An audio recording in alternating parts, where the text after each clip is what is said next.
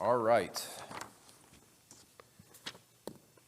So we ended, excuse me for just a second.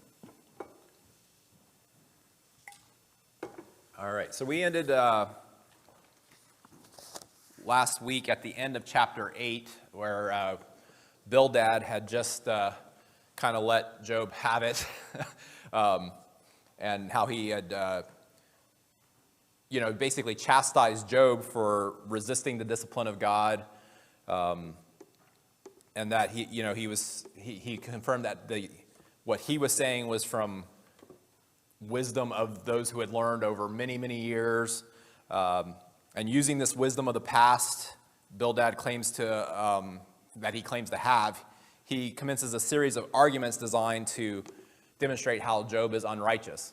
Now, what's funny in all this, and this is something that I was thinking about as I was looking over the lesson, the series of lessons, is that the arguments that they're making, as we talked about, many of them are correct on some level, but they are also from the wrong view. They don't have all the facts. They don't know everything, so they're missing pieces, and so what they're saying, though correct, if taken at face value, is also incorrect in the way they're applying it.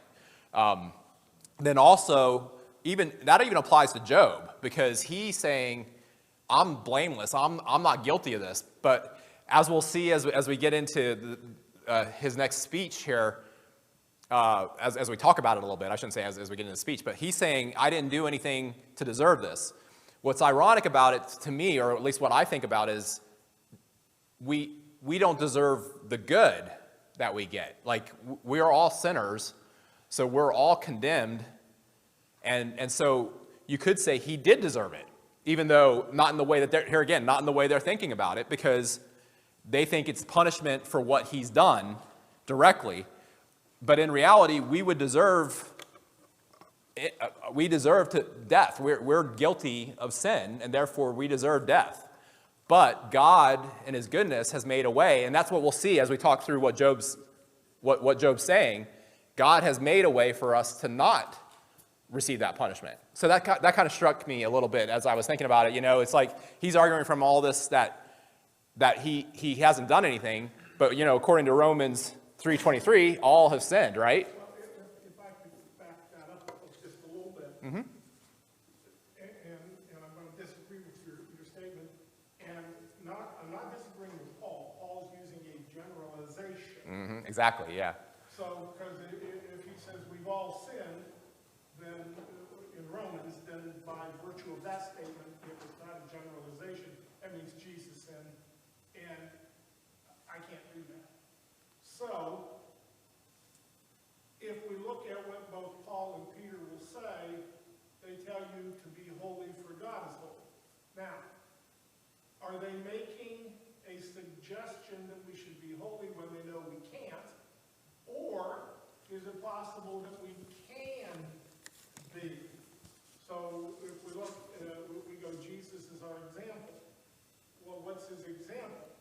It's not just dying on the cross, it's living a holy life.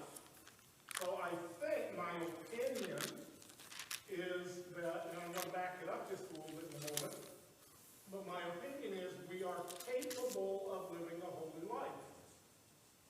That's why we're called to do it. Right, and actually, let's go back, because your point is well taken there. As far as, like what I was saying is it depends on what point of view you're taking and from what direction you're going on that. If you go back to chapter 1, what does God say about Job? He's righteous and blameless, right? Yeah. So from that perspective, Job's absolutely correct in the way he's arguing that, hey, I didn't do anything that deserved what I'm getting. So I was kind of talking about it from the point of view of eternal point of view. What do we deserve? What do we deserve if God hadn't stepped in to give us a way to reconcile to God? Because Job isn't. When God says Job is blameless, he doesn't mean that he's never sinned. Well, he means that he's righteous, and like what you're saying, a holy life. Like what's the difference in a holy life and a non-holy life from that point of view? when we look at Jesus and he uses the example of servants that serve the master, serving the master because that's what was expected. Exactly, yeah. So again, I don't even see that Jesus is saying you can't be sinless. And as an illustration, we look at Enoch, who never saw death, or even Elijah, who did not see death. And as I recall, and Jimmy can help me out here, in the Hebrew, the words used that Enoch walked with God and then was taken up. That word is to physically be with. It's similar to what Adam and Eve did in the garden. If what you're saying, we know that Jesus lived a perfect life. That we know. That is confirmed in Scripture, and that's why he was able to be the sacrifice for our sins. Now, then, if I would take issue if you're saying that we can live a sinless life, because I think there's a lot of scriptures that teach that everybody but Jesus is lost without the sacrifice of Jesus, which would mean that, yeah. My opinion, and it's strongly worded there, my opinion is that we are able to live a sinless life. If we are not able, and God designed us to not be able to live a sinless life, then this would be a cosmic sham. I get what you're saying. It's a possible for somebody to do so. Yeah, it is possible. Yeah. Okay. On that front, yeah. But whether Job did or didn't live a sinless life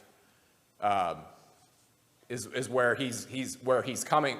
Like, it doesn't really matter with the argument that they're making here, because their theory is that he's being punished for something bad that he did, which he isn't at this point. So I don't think that would impact their arguments that they're having on that front.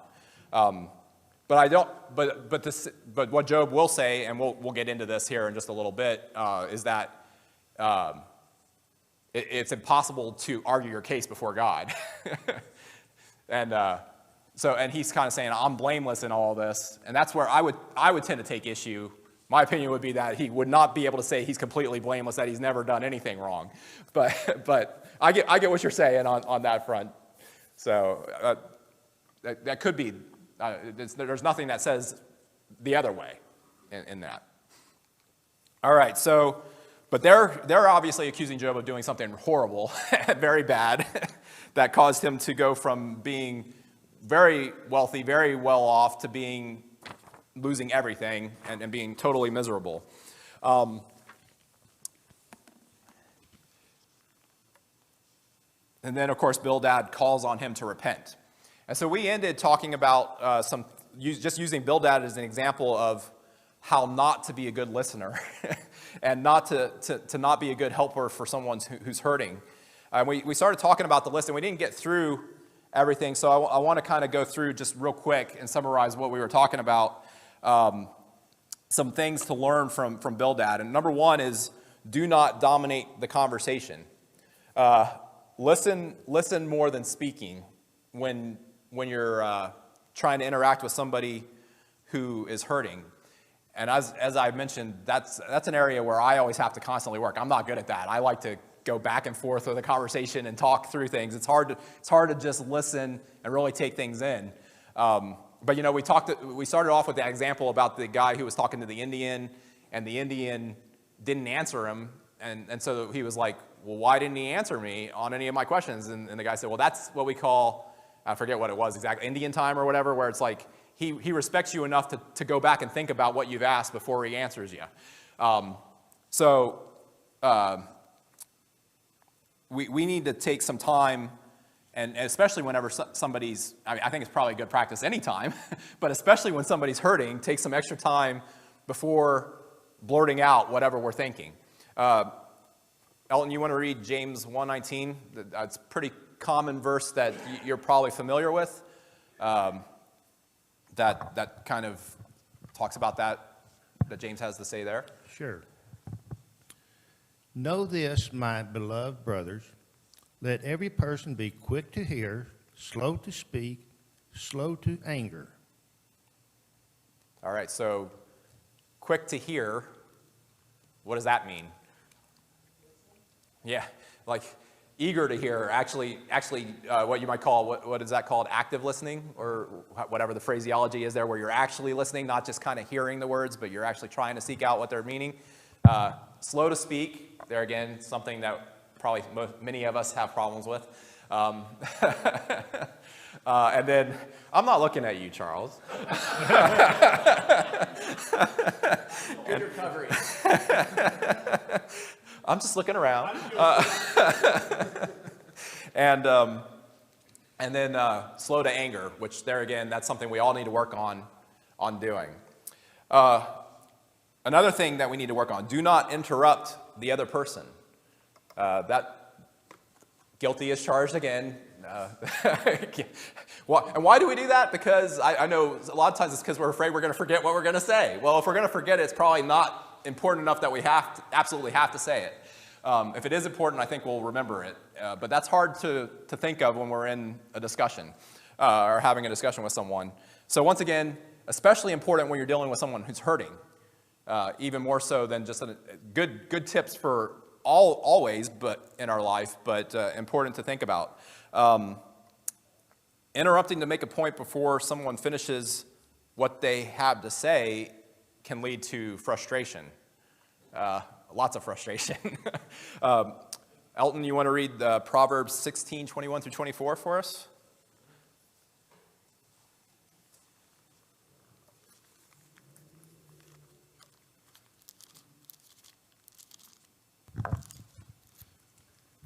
The wise of heart is called discerning, and sweetness of speech increases persuasiveness.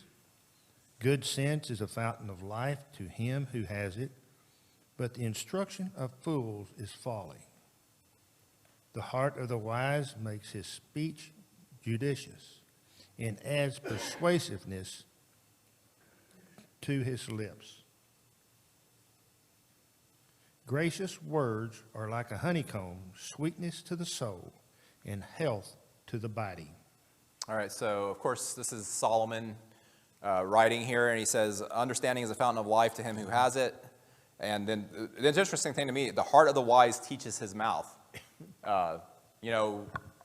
What to me, I almost translate that, think before you speak, just put some thought into it. The heart of the wise teaches his mouth. And then, of course, pleasant words can be sweet to the soul and healing to the bones.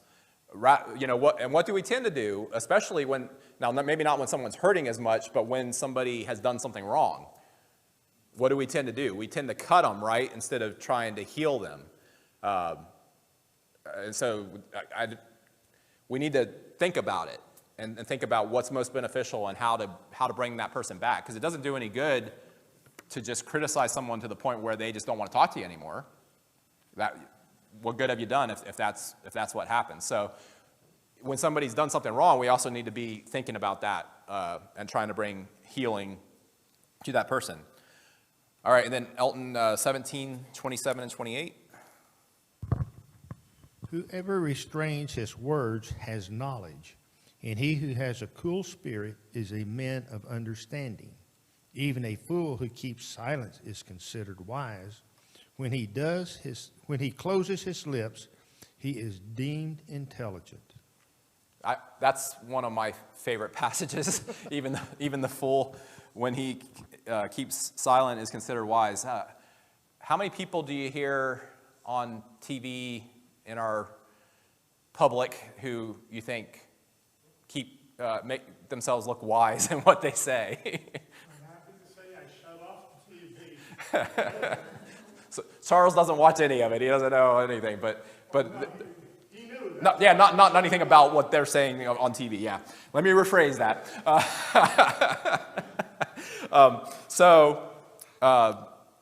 But that, to me, the way I always apply that to myself is try not to talk about things I know nothing about, or to try not to act like I know more than I know. People can figure that out pretty quickly, and so I think that's important. But especially here, again, he who restrains his words has knowledge. Sometimes it's better to not say more than it is to say everything you have to say.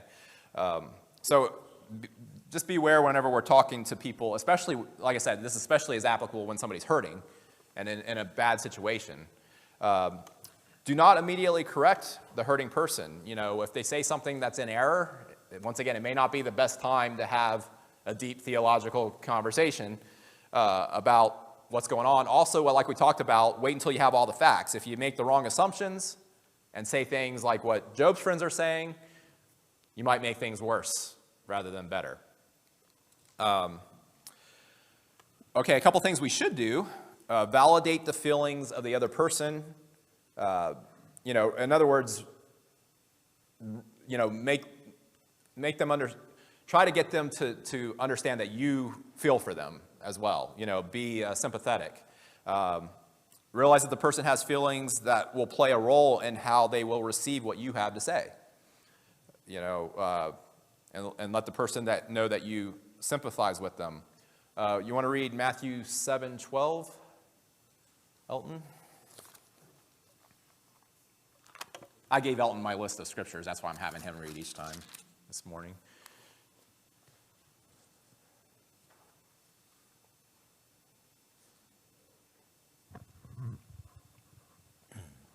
So whatever you wish that others would do to you, do also to them. For this is the law and the prophets. So what is that? Who said that? Jesus. Jesus did, right? And what's that sometimes referred to as? Golden rule. The golden rule, right? Do unto others as you would have them do unto you. So just try to think about the place the person's in when you're talking to them.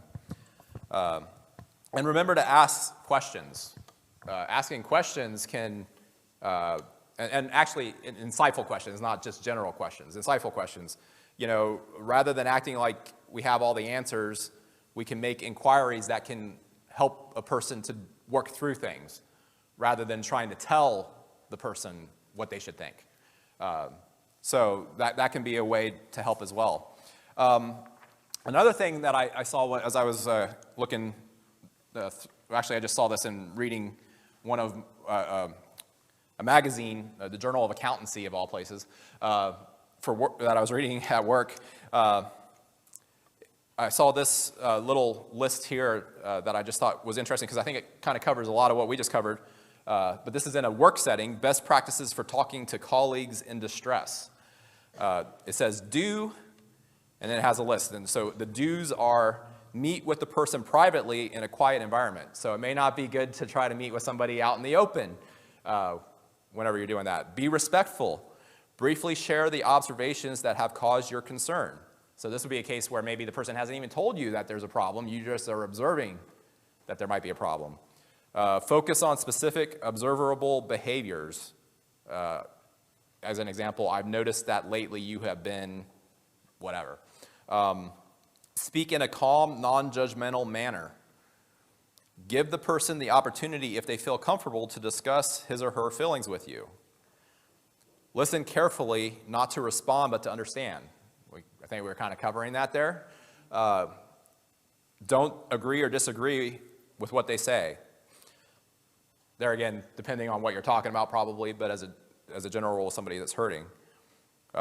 If possible, normalize the person's situation. Let them know they are not alone.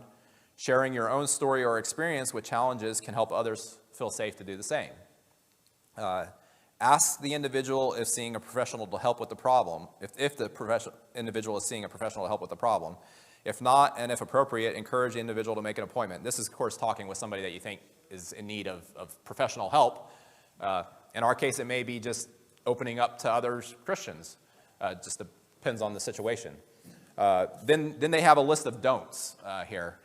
Don't get involved with the situation more than you are comfortable. You are already adding a lot of value by reaching out and expressing concern. So don't go above what you can handle, basically. Minimize the individual's feelings or fears. That's probably going back to trying to make them feel comfortable.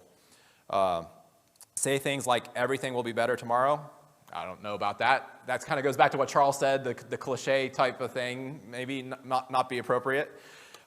Take responsibility for the individual's emotional state. Oh, wait, don't. These are don'ts. That's right. So we don't want to say things like it'll be better tomorrow. That's right. Okay. I'm on the don'ts, yes. I forgot that first word there, don't. Don't take responsibility for the individual's emotional state. You don't want to do that either. Don't try to solve the person's problems or offer quick solutions or advice. There again, if the person's hurting, that can cause more harm than good. And don't ignore signs of suicidal tendencies.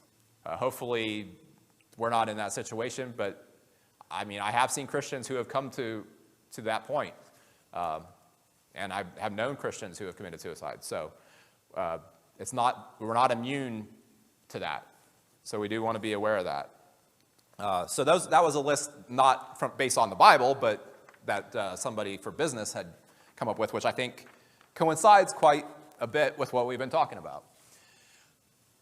All right, so we're going to move on to Job 9 here, and this is Job's response to what Bildad had to say. We ready back there? Yep. All right, we think we got all Job the 9. kinks worked out, so we're going to try this Then again Job this morning. replied, Indeed, have the system, I or whatever know you want to call that it, this our is reader true. read Job 9. But how can mere mortals prove their innocence before God? Though they wished to dispute with him, they could not answer him 1 time out of 1,000. His wisdom is profound. His power is vast. Who has resisted him and come out unscathed? He moves mountains without their knowing it, and overturns them in his anger. He shakes the earth from its place and makes its pillars tremble. He speaks to the sun, and it does not shine. He seals off the light of the stars. He alone stretches out the heavens and treads on the waves of the sea. He is the maker of the Bear and Orion, the Pleiades, and the constellations of the south. He performs wonders that cannot be fathomed, miracles that cannot be counted. When he passes me, I cannot see him. When he goes by, I cannot perceive him. If he snatches away, who can stop him? Who can say to him, what are you doing? God does not restrain his anger. Even the cohorts of Rahab cowered at his feet. How then can I dispute with him? How can I find words to argue with him? Though I were innocent, I could not answer him. I could only plead with my judge for mercy. Even if I summoned him and he responded, I do not believe he would give me a hearing. He would crush me with a storm and multiply my wounds for no reason. He would not let me catch my breath, but would overwhelm me with misery. If it is a matter of strength, he is mighty. And if it is a matter of justice, who can challenge him? Even if I were innocent, my mouth would condemn me. If I were blameless, it would pronounce me guilty. Although I am blameless, I have no concern for myself. I despise my own life. It is all the same. That is why I say he destroys both the blameless and the wicked. When a scourge brings sudden death, he mocks the despair of the innocent. When a land falls into the hands of the wicked, he blindfolds its judges. If it is not he, then who is it? My days are swifter than a runner. They fly away without a glimpse of joy. They skim past like boats of papyrus, like eagles swooping down on their prey. If I say I will forget my complaint, I will change my expression and smile. I still dread all my sufferings, for I know you will not hold me innocent. Since I am already found guilty, why should I struggle in vain? Even if I washed myself with soap and my hands with cleansing powder, you would plunge me into a slime pit, so that even my clothes would detest me. He is not a mere mortal like me, that I might answer him, that we might confront each other in court. If only there was someone to mediate between us, someone to bring us together, someone to remove God's rod from me, so that his terror would frighten me no more. Then I would speak up without fear of him, but as it now stands with me, I cannot. Job 10. I loathe my very life. Therefore I will give free rein to my complaint and speak out in the bitterness of my soul. I say to God... a little trouble stopping it there at the end. All right, so Job responds to Bildad, and he contends that God is just. Now, some people that I read think that that's a sarcastic thinking from Job's point, but who knows how he's speaking. He could be saying that God is just, or he could be sarcastic. We don't know how he's saying that. But he wonders how someone can get justice from God. Because he knows he's innocent, at least of what his friends are accusing him of. So as part of his response, he begins to level charges against God and talk about going to court. And court's kind of a theme throughout, what we've been talking about. It seemed like God and the devil were almost in a courtroom type setting, and then now Job is saying he wants to go to court against God. And it's that, it's the language he's using is of a legal trial. He uses words that mean dispute in verses 3 and 14, or to enter into litigation. And of course, we're here in America very familiar with litigation, right? Everything gets litigated, it seems. And he uses the term to answer or to testify in court in verses 3 and 15 also. He uses the term argue in verse 14, which means to present his case, and to judge in verse 15. So all that language is courtroom language there. And then, of course, in 20 and 29, he says he's been tried and condemned, or he's been found guilty. So once again, here the interesting thing is if God has something against us, there is nothing we can do on our own, to prove our innocence. If we've committed the crime, God knows it. So there's no arguing with God. So Job's correct again here. Well, of course, here, he's speaking from a little bit of bitterness about his situation. So he's saying, but I feel like I'm being unrightly condemned or improperly condemned. So let's just go back and kind of go a little bit, not verse by verse, but kind of a little bit by sections here. So first couple of verses there, Job acknowledges that some of what Bildad says is true. As we said, I haven't gone, in a long time, I haven't gone back to actually read through the entire book. We're doing that as we go here. So I forget if there's ever a point at which I would say, well, that person just didn't say anything correct. But usually they're saying things that are correct, once again, just applying them incorrectly. So Job says, hey, some of what you're saying is true. He agrees that the wicked perish as Bildad states, which they do. Once again, maybe not where we see it, but those who are unrighteous will perish at some point. Spiritually, of course, speaking. But Job's question is to why is he suffering so much? He's not wicked. And Job's question about how can man be right before God, is an important question. How can we be right before God? Job at this point doesn't have the Bible that we have to know that Jesus is how we can be right before God. So he's speaking more about vindication than salvation, I think. How can I be vindicated? How can I be proven right before God? So how can we be cleared of charges brought by God? We can't be, is the answer. And then he goes on to say, even if one wants to dispute with God and prove his innocence, he can't answer God once in 1,000 times. So he's just really emphasizing how far behind he is here. And that, once again, makes sense. Who's the creator? Who's the created? God's the creator. Funny thing is, that's actually foreshadowing of when God does show up, because God answers him, but doesn't give him an answer. Right. And all Job can do basically is say, I withdraw the question. When God lets him know what's really going on, yeah, that's right. It's almost like I object to myself at that point, yeah. Using the courtroom language.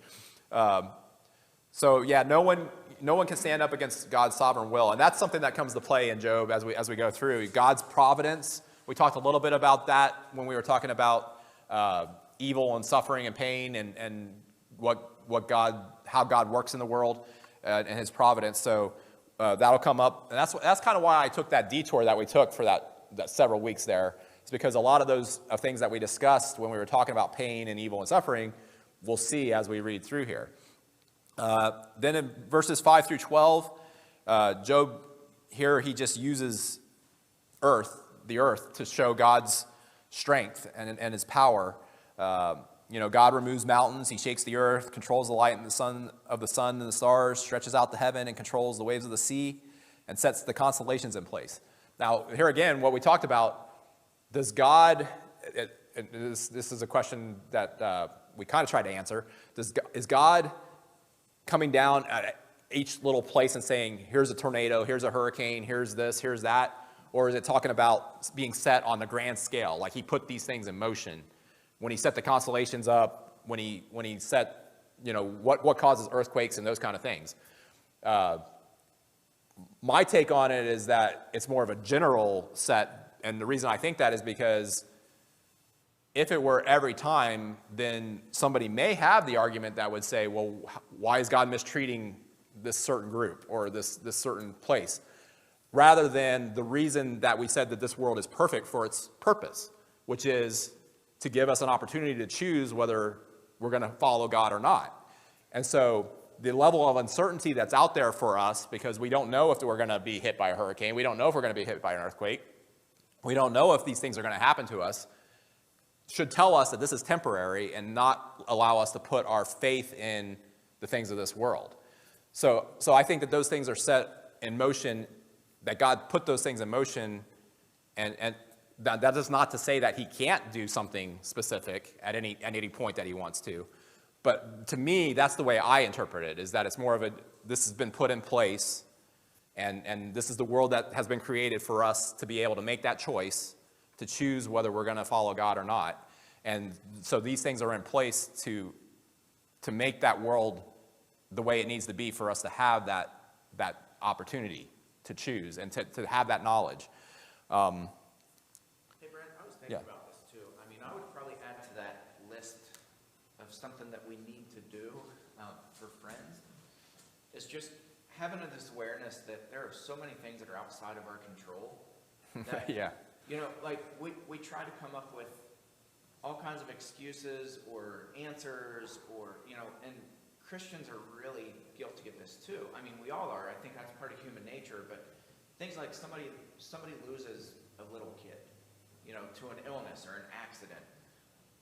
That is so outside of our control that there is nothing we can do to control that whatsoever. So saying things like, well, God just needed another rose in his garden, those things aren't helpful. Right. Because it's kind of, I think that shifts us into the bad friend mode, because we're trying to explain it away when sometimes there just is no explanation. I mean, things just happen sometimes that are Which is what that's what I was trying to get at, is that there are things that are just put in place because that's what this world is. And ironically, Job gets that. Job understood that, and his friends didn't. Right. Like he really understood. This all is way outside of my control, period. Right. Yeah, that's exactly right. Yeah, you're right. To try to help, sometimes the best thing we can do to help would be to say, we don't have, sometimes bad things just happen, and we have no control on that. Not necessarily say that to somebody who's hurting, but just like as we're thinking about it ourselves, to realize that we don't have that control, and that nobody could stop certain things. Yeah. Things happen. Now then, sometimes we want to seek for a purpose, like why did that happen, and how is this going to benefit God or the kingdom? And those can be tough questions and tough things.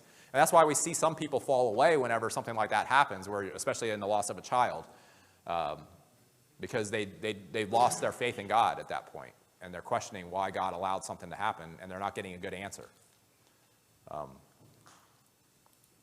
And we can't give them a good answer at that point. So that is definitely tough. And actually here, why couldn't Job see that God might be working something in his life that fell outside of his line of thinking? That's an easy one, because when you're getting pummeled, you ain't worried about. Yep, because he was blinded by his pain and grief. That's why he couldn't see it. Exactly. Yep. So yeah, he's suffering through these things, and he can't understand why it's happening.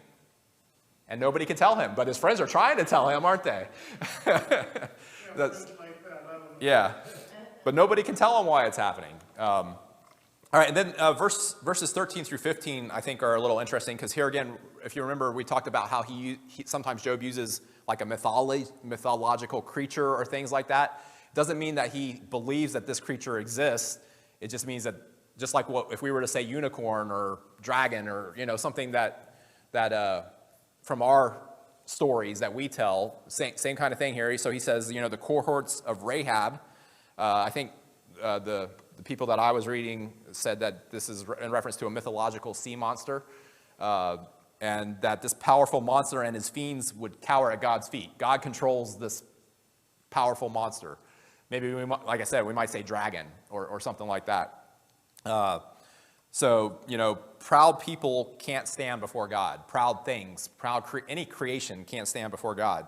And so Job can't answer God's cross-examination, and he can't overturn God's decisions, which is a given. So he has to seek mercy from his accuser because there was no one else to turn to. And the next section, if Job says that if God answers his call for a hearing, he doesn't believe that God would actually listen to him. So this is where Job starts to turn a little bit with his pain and grief and really more attacking God, and which is what Job eventually apologizes for at the end of the book, or at the end of the story, I guess you might say.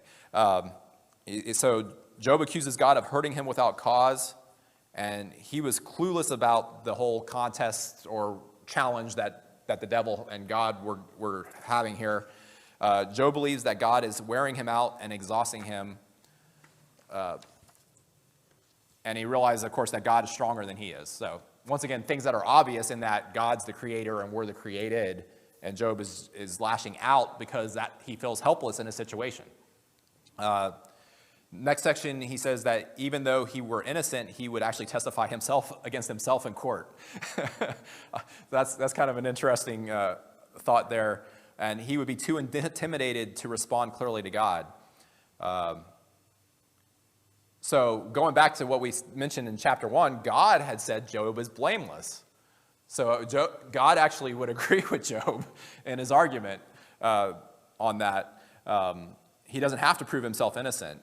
But it doesn't matter if he's right or wrong, because he says God would punish him either way, which is an incorrect statement. As far as, once again, the physical here is not punishment for that.